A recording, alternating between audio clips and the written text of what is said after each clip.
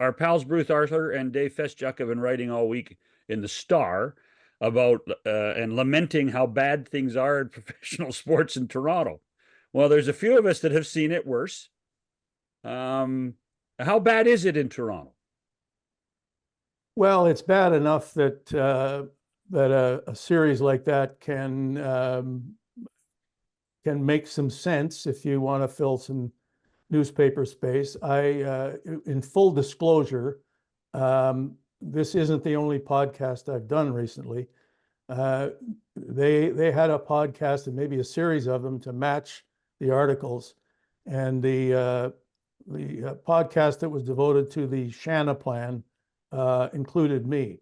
Oh, When or where or how it's heard or seen, I don't know, but it was the three of us. So I participated in that. I've read everything that they've written, and as I say, I think you can justify the theme. But sure, it wasn't that long ago that the Raptors were celebrating an NBA title. 5 years is a long time now. Well, if you want to look at it that way, sure. And the Jays are what the Jays are. And I think the reason I was on a podcast dealing with the Leafs is that I can go back 57 years. You've seen worse. Brendan Shanahan in his lifetime has not seen the Leafs win the Stanley Cup. And I have. So there you go. Isn't the biggest story with this thing though that the teams may not be as successful as people want them to be, but people keep showing up? Isn't that the story really, that this is an amazingly loyal fan base and one that's always prepared to put money on the table to go to these games with little or no return on their investment? Well, not to repeat something that I said earlier on another podcast, on said podcast, but patience has obviously been a way to describe Shanahan's approach to try to get the Leafs over the hump.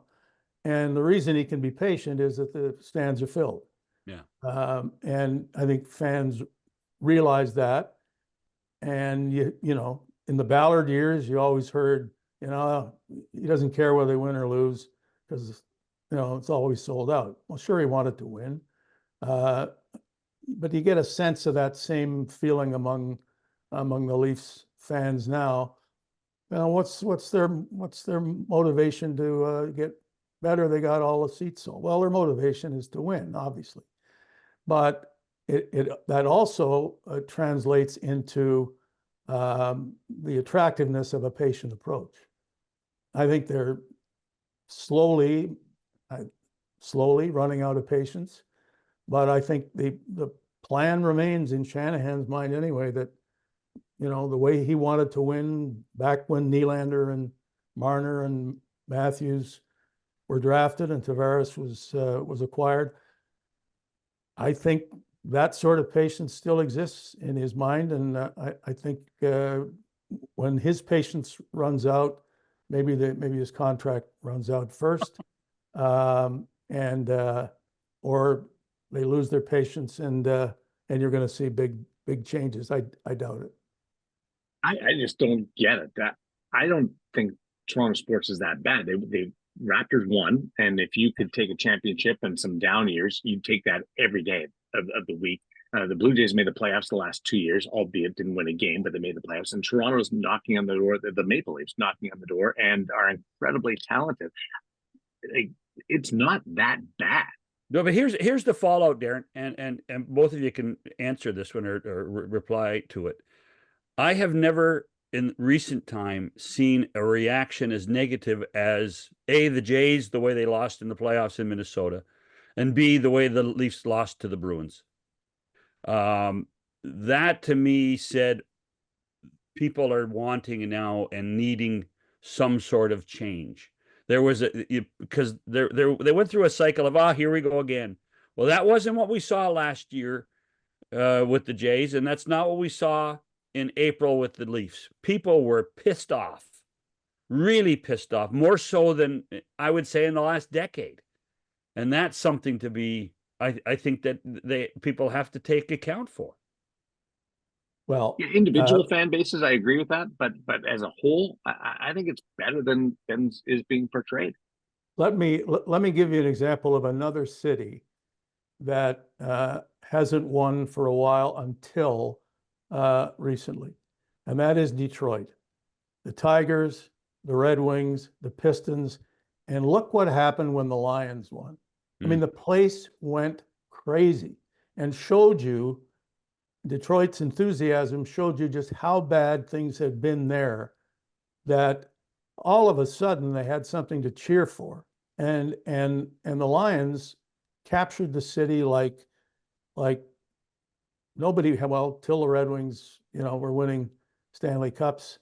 And you go back a long time for the Tigers to win a World Series. But, that same thing is going to happen sometime in Toronto. One of these teams no, it will. I mean, I'm sorry, you have to laugh. I don't know which one it'll be, but when it happens, the place will go nuts. But John, Maple Leaf Square, or whatever it's called, is filled when the Leafs are in Boston playing a seventh game. But when the Leafs are in Boston playing a seventh game, they're going to lose. Yeah. And people always say, they say to me, the Leafs aren't a playoff team. Like they can do fine in the regular season, but they're not built for the playoffs. And I say, you mean Game 7 in Boston, time after time after time? Yeah, that's what we mean. Well, here's something to think about. You can't play a Game 7 in Boston if you finish higher in the standings in the regular season than the Bruins.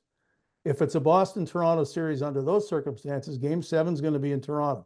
Now, they're pretty bad at home too in the playoffs, but they're in a tough division, obviously, and they could do themselves a favor by finishing higher than third.